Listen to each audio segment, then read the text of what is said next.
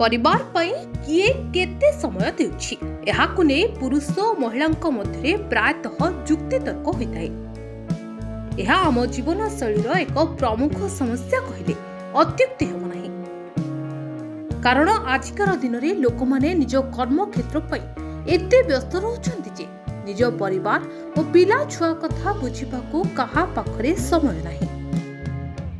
एबे समस्ते केवल टंका पाई प्रतियोगिता करुवा नजर रही।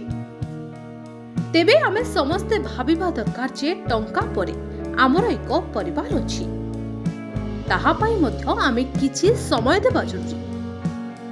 तेबे आसंतु आमे आज जानिबा परिवार पाई महिला और पुरुष केते समय देउछन्ति।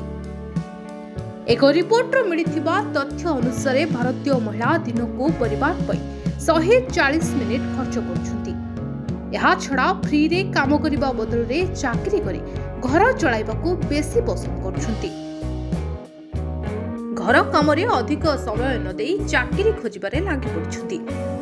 2024 रे महिलांको रोजगार रे भागीदारी 25% वृद्धि होछि।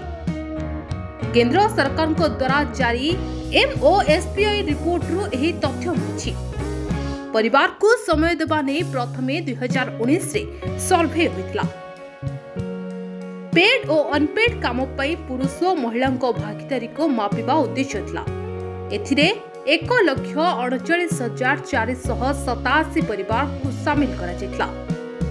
तेबे पुरुषंको तुलना रे महिला परिवार को समय देबा नै अधिक समय खर्च करिथांती।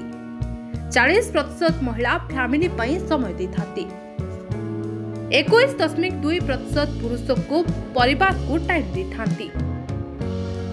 दिन को महिला परिवार को समय देबाको 140 मिनिट खर्च करुछन्ति, मात्र पुरुष 74 मिनिट समय देउछन्ति।